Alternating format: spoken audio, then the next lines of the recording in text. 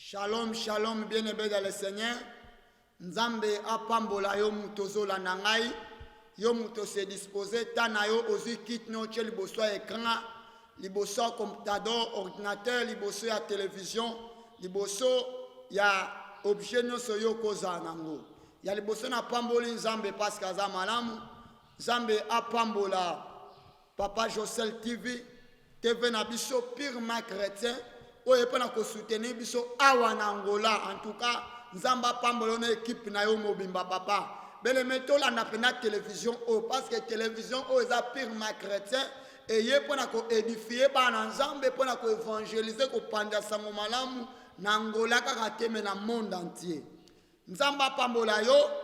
En tout cas, journée à l'élevage moko très béni pour na yo. Bibelobi avant nyon se photo sambela. Yango na bondelo na kombo na Yesu Masia yambo na tudu o avant nyon to sambela. Avant to sambela ngana se présenter nanu kombo na ngai pasteur Matteo Chipwati Kuyesimentu naza mwana ya apôtre David Kuyesimentu moko ya ba dirigeant ya AMC awana Angola. Na lingo kanga misu na ngai na ina lobela eloko moko ya mukeme eza très important kanga misu to sambela elongo. Seigneur, au nom de Jésus, n'a recommandé moment où il y a prédication à maboko na yo, zala ebandelipe souka na kombo na Yesu Masia au nom de Jésus. Que nous avons ainsi prié par la foi petolobi. Amen. Bien le Seigneur, mbalami bale zala pena ko pambolama na journal l'autre ngito yokola eloko moko ya mukeme eza très important. Thème na biso ezali les 8 clés ya élévation ya Abraham. Bien le Seigneur, 8 clés y a élévation, y a Abraham. Tu fungoli la Bible na biso na livre ya Genèse, chapitre 11, verset 31 à 32. Na tangi na kombo na Yesu.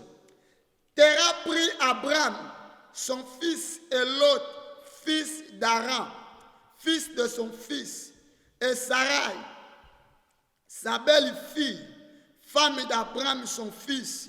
Ils sortirent ensemble, dire à Galilée, pour aller au pays de Canaan.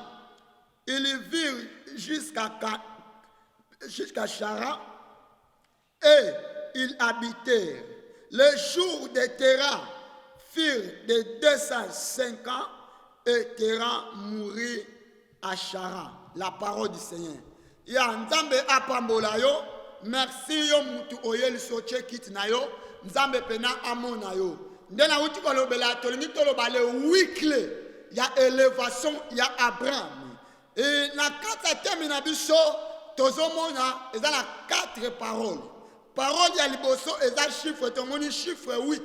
Chiffre 8 selon la Bible est l'axi recommencement. Oh my God.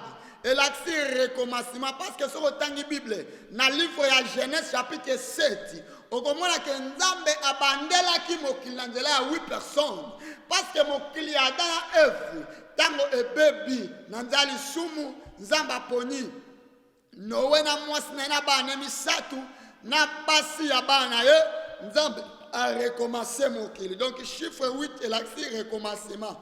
Avant la tia na ngala prophète pona yo Nzambe nanga abandana yo na kombo na Yesu Masia. Pe parole ami bale eza clé. Clé eza eloko oyo e permettra pona ko fungula to kanga porte. Ya église, ya cabinet, ya ndaku o eloko nyonso mutu akozala ngoto ememaka porte. Na ina prophétiser pona yo o nyonso eza okangama na vino na fungola yango na kombo na Yesu Masia. Pe o nyonso diable akangaki na fungola yango na kombo na Yesu. Pe nyonso o diable afungolaki ya maladi kufa nyonso na kanyango na kombo na Yesu. Pe troisième parole tomona eza élévation. Élévation eza effet ya kotombwama. Nazo prophète Nzambo atombolaki Abraham atombola na kombo na Yesu Masia. Pe quatrième parole tomoni Abraham. Abraham est le père de l'élévation. Oh my God. Na sakoli po na yo Nzambe akomiso Abraham ya famille na kombo na Yesu. Nzambe akomiso Abraham ya nation ya Angola, ya nation Congo, ya nation nyonso bisika yo zali. Na importa okozala mupaya to mwana mboka, Nzambe akomiso père bisika wana au nom de Jésus. Et Abraham aza mutu oyo aza vraiment oyo mokili momba et respectaka surtout précisément na Israël. Po Yesu babomaki po na kombo ya Abraham. Yango même atana ba religion nyonso la majorité totangaka kombo ya Abraham. Abraham aza muto Nzambe aponaki après Noé, après mokili ya Noé kokufa tango mokili ya Noé bani mokili Adam kufa ya Noé bani. Abraham aza muto Nzambe aponaki. Ah my God, nazo prophétiser après kufa ya mama no yonde Nzamba pona. Après liwa papa yonde Nzamba pona. Ozala mutu oyo Nzambe akotombola. Parce que Abraham a commencé référence à Israël te à mokili. Tolobelaka kombo ya Abraham. Pourquoi na yebi que son église, les chrétiens, notre référence c'est Jésus-Christ, ce n'est pas Abraham. Mais Abraham, pour na clé haute, a commencé référence. Parce que partout, batanga koma yesu komba Abraham ezana raté. Bien aimé, olingo koma référence à famille na yo. Olingo koma référence à ndaku na yo. Olingo koma référence à nation na yo. Ezanda kwa ngangate. Oh my God. Eza bandoki te. Eza ka osala weekly oyo. So osali weekly o ko témoin Nzambe pe mokile ko tanga kombo na yo. Clé ya liboso. Oyo Abraham asalaki. Bible obi Terra mort, Terra akufi, oh my God. Terra aza nani, Terra aza papa ya Abraham. Terra yende mutabota Abraham. Mais pendant que Terra aza vivant, selon Genèse chapitre 11 verset 32, pendant que Terra aza vivant, Abraham a yoka voix Nzambe te. Mukolo mote Nzambe ebise que moi nanga na ponio, moi nanga kene, mais après sa mort, après la mort de son père Terra, Abraham a yo qui voit Nzambe. Terra na langue hébraïque cela veut dire empêchement. Alléluia. Donc mutu nyonso so empêcher vie na yo. Akweya na kombo na Yesu Masia. Ezala noko na yo, ezala maman, papa, mwana, voisin. Mutu nyonso o azo empêcher vie na yo akweya au nom de Jésus. Parce que comme elle a dit na David a dit mutu o Nzamba ponaki.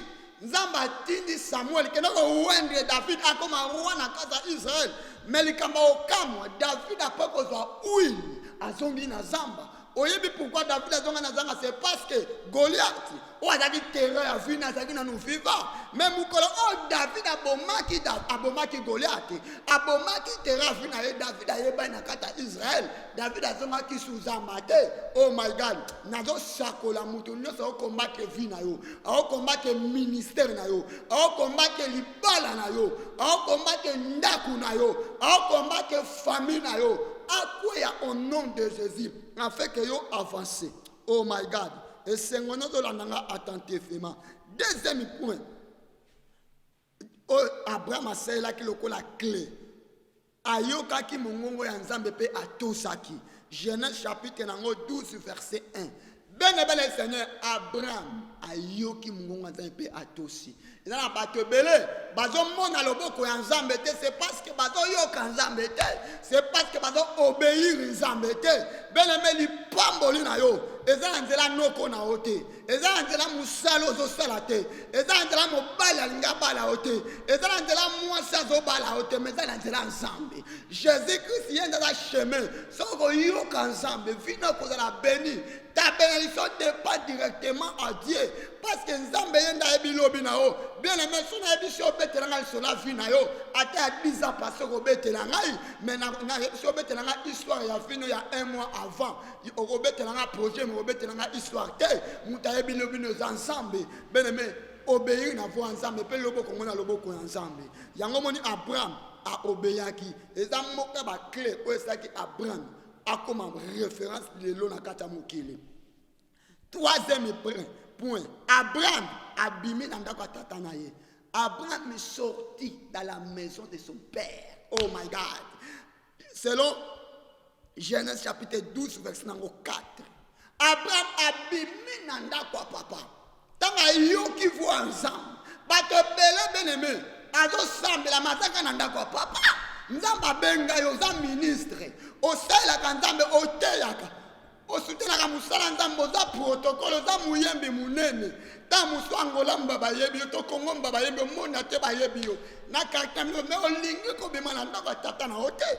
Bele men ndako ya tata na zolo beleza te ndako na ba miri yo zo kanisa. Eza des traditions, eza coutume, eza na bato bele azo sambela malinko tika coutume te. Okangamaka na coutume, yango vino eza toujours en danger. Vino eza toujours na ba problème à cause de coutume. Nazo déclarer nzambe na nga abimiso na coutume na kombo na Yesu. Soki ba yebisa rote na yebiso lelo, coutume c'est la sorcellerie. Coutume eza kindoki. Bato ne se passe la coutume ba omona nzambe te parce que coutume c'est la sorcellerie. Tout na Jacob a yebisa, Jacob a la polygame te, mais Jacob a comme polygame pour na coutume. Tant a travaillé pendant 7 ans pour Rachel. Non, qu'on lui a passé Rachel, a passé Léa. Après, il a dit, oh non, pourquoi pas j'ai travaillé pour Rachel? Pourquoi j'ai passé Léa? Non, il dit, oh mon fils, mon neveu, il y a un problème, il a maté. Mais il y a coutume, il a biso. Moi, dans les bosses, il y a balité. Il y a mis balak, oh my God. Donc, coutume, il y a personne qui pamboli Abraham. Il y a personne qui pamboli Rachel. On a déclaré le coup la moussa en Nzambe. Nzambe n'a abimiso na coutume au nom de Jésus. Abimiso na coutume à papa na bino, ya maman na bino, ya mboko yozo fanda, ya mbango au nom de Jésus. Parce que Abraham a compris qu'ango, t'as compris qu'abimaki, et moko ya ba clé, c'est important na vie Abraham. 4e clé. Abraham a se séparé na l'autre. Oh my God. Tant Nzamba bengi Abraham. Abraham a bimi na l'autre. Abandi ko tambo na l'autre. Il marchait avec l'autre. Il mangeait avec l'autre. Abanda ko la na l'autre.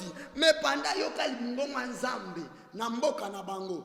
Azo tambo la mona asu ngonga nzambe ti. Mais mukolo Abraham a se décidé, je vais me séparer avec mon neveu. Oh my God, na do se séparer na l'autre. Mukolo wana nde mukolo le fungwa maki. So tangi Bible na Genèse chapitre 13 verset 7 à 17. Au monde a parlé précisément à 17. Parler au monde que l'eau le fungwa mi. Nzamba ebisa Abraham. Comptez béton Abraham albi na okokate. Comptez ma belle na okokate. Pourquoi? Parce que akabona ki na l'autre. Bele mais l'autre a cause la muto yo zo talela wana. Muto yo se plane wana cause la l'autre. Bele mais à cause la l'autre a venu de personne pas au remarquer que ozala ki bien. Banda kota na musamote musane baby. Banda kuma ko tambo na ndeko wana monte ke fine baby. Bele mais c'est séparé. Banga nzambe. Se séparer na l'autre ne se combattre vie na yo. Oh, na déclarer le coup la moussa na nzambe l'autre ne se azo compliqué yo atiko na combo na somasia au nom de Jésus. 5e point. Abraham abana ko tambola pamba te. Abraham ne marchait pas beaucoup. Azaki toujours na ndaku na ye. Toujours na famille na ye.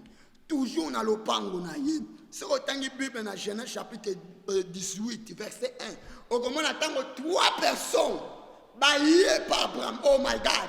Baillé qu'on visite Abraham. Na mille à 3 na nzamba salaki na kati. Mais Abraham azaki na ndaku na ye afandi. Soka Abraham abimaka. Soka Abraham voyageaka. Soka Abraham tambolaka. Jour na Isaac ndako na ndaku na ye. Njokande Abraham batu wana malika koyoka mungongo wa nzambe mais batu wana bango ndefu bakopesa Isaac.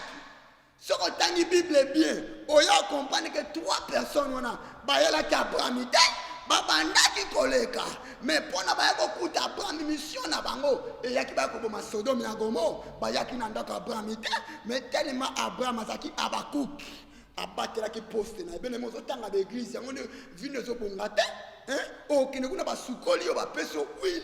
T'as fini de nous bébé. On a qui boit, t'es bien aimé. On a mis à la tête.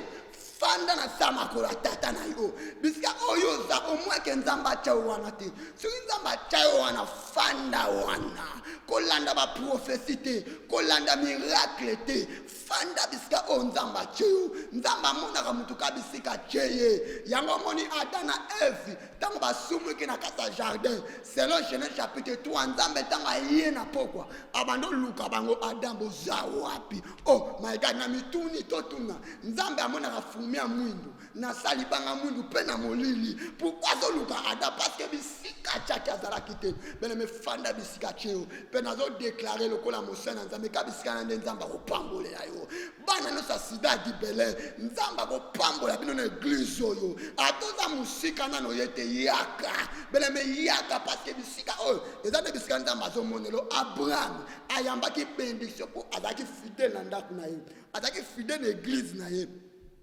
azaki fidèle bisika o nzambe achaki ye oh my God 6e point Abraham ayebaki ko yamba bato ayebaki ko recevoir selon Genèse chapitre 18 verset 2 bele me tango bato wana ba ye Abraham asukoli bango makolo Abraham apesi bango biloko kolia Abraham baniko solisa bango azaki na kei bele me yo sambelaka mama diagonesse papa pasteur mundimi yo banga kanzambo linga batena ndaku no pona nini yo bitele pamone kwa nzela bato yo zo yamba ko boya batute ozobokola mwana mbando zo nyokole pona nini bele me zala bien na mutu nyonso Bible obina Hébreux chapitre 12 verset 14 cherchez la paix avec tous bien-aimé luka kimia na mutu nyonso yamba batu bien-aimé yamba batu yeba ko yamba parce que batu wana tamu na nzana bango ndoko zali pamboli bien-aimé la Bible dit même la nature ne vous enseigne même pas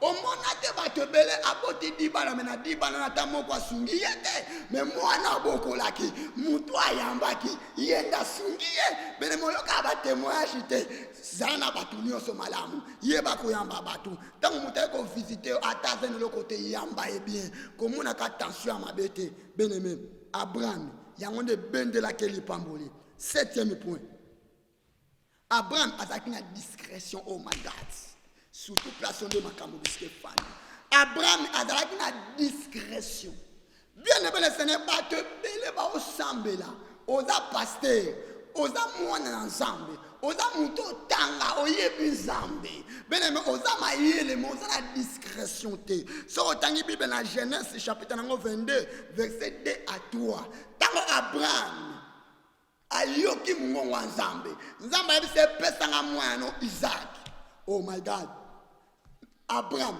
abeteli ni Sara yo lisolo ni basali na ye ni bato bazalaki na ye Abraham il gardait secret Adam bien-aimé mokilo esalema na secret quand je parle le secret non le secret négativité non le positivité tout na ba contaminer ne ba bisayo ba fandi wana bazala ba secret et là fandi si bango wana za secret bien-aimé même Yesu azaki na secret Yesu azali sa ba disciple ya bisi bango à partir à lelo na obenga bino su ba disciple te na obenga bino ba ami parce que nyos na ekola ke papa na lakisi bino mais ce n'est pas ça en réalité Yesu abomba quelque chose son ngomo na ngotango batuni ba bisi Yesu fani monde ko za mukoloni ya lobi eza bino te boyeba abombeli bango yango ne saki bon nzambe na bien-aimé sata so bazala ka sata c'est parce que nzamba bomba secret imagine son nzamba bimisa secret na bon nzambe mbelelo ngana otoza wapi bien-aimé bomba ka sekele o monte o ba to yiba o mbongo pona nini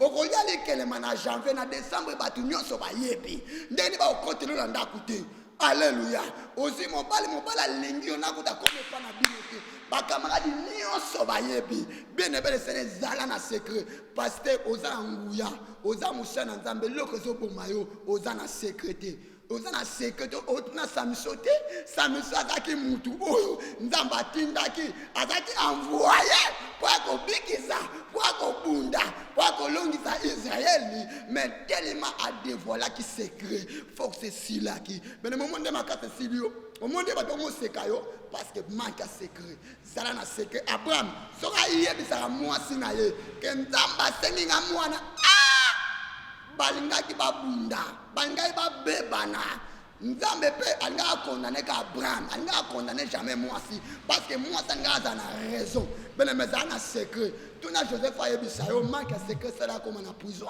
Attention, ça là na secret. Et ça là comme en kata prison a comme na boumbu. Ça na secret 8e point. O eza point ya suka.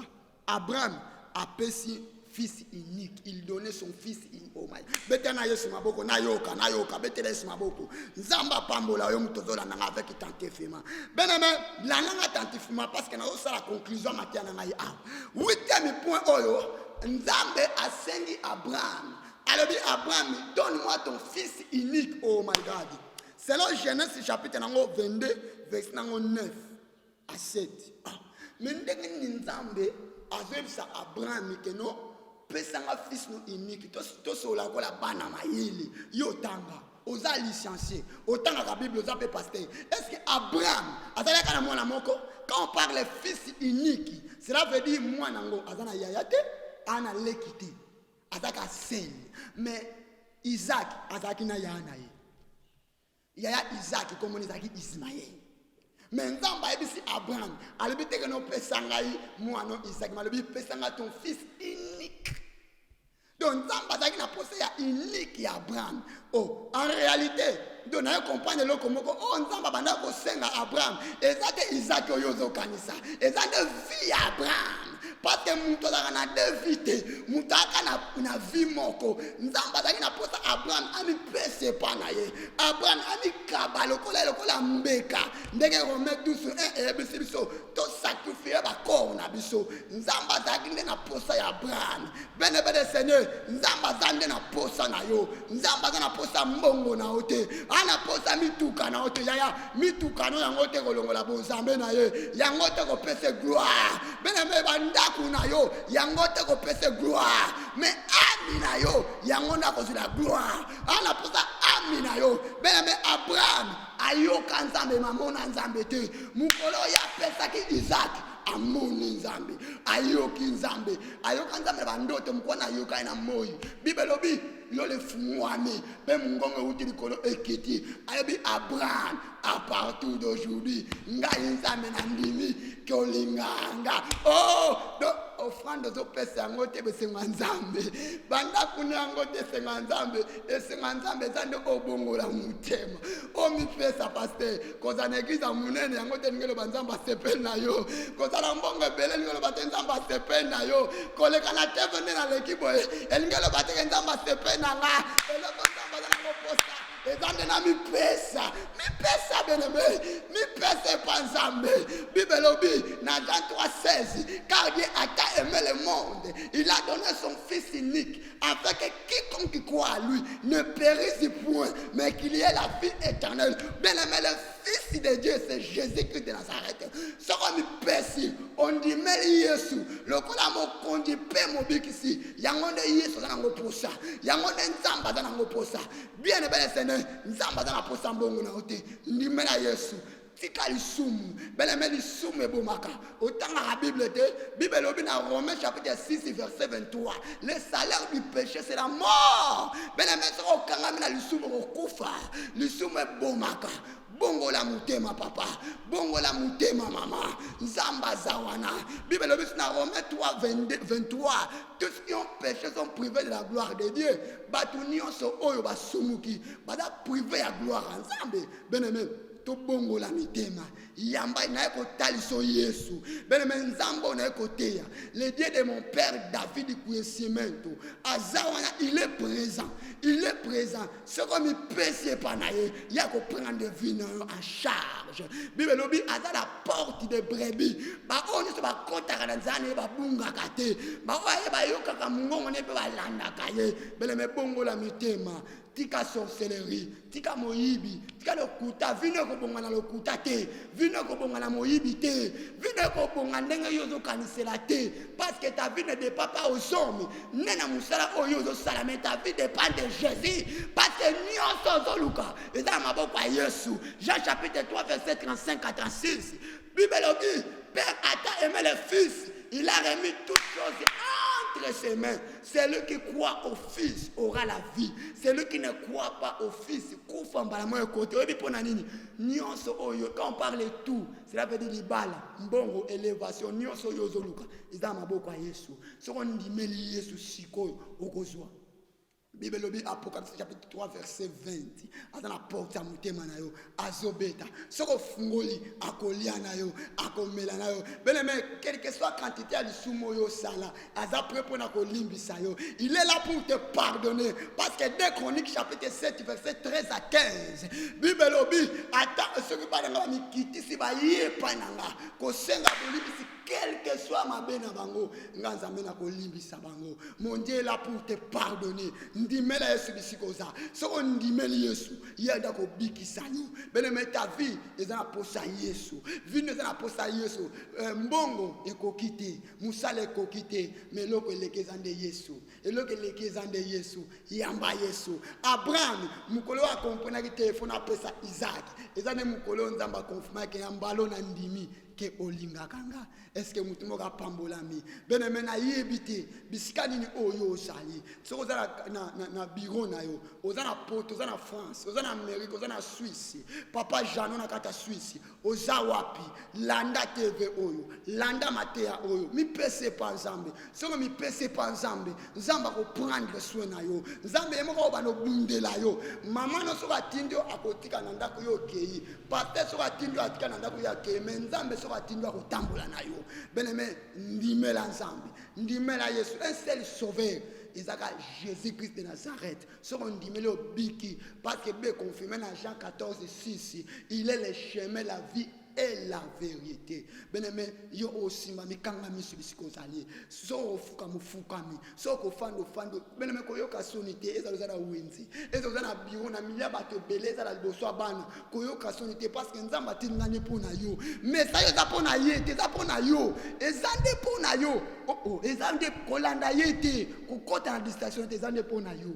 Bongo la mutema Nzambe azana projet malamu pona yo ozo remarquer ba jour solo tabando tabe mezo ko ksamate pona nini pona erreur wana muke c'est repentir kanga misubisiko zali zalo boko na mobali tcha mutema na osambela pona yo Seigneur kanga misu na yo Seigneur au nom de Jésus lokola mosai na yo Nzambe le Dieu de mon père David qui na sambeli pona bana yo Bible lobitoya epa no lenge to sali tala frère nanga sœur nanga ndeko nanga ayelo lenga sali lo sambo nanga yokela ye mawa na ensemble ezala partage ne ko tangele mabunga ne ko la nyongo te na kombo na Yesu a partage lo molimo mosantu tambu savia ndeko oya mepesi parce que belobi marcher selon l'esprit afin que vous n'accomplissiez pas les désirs de la chair.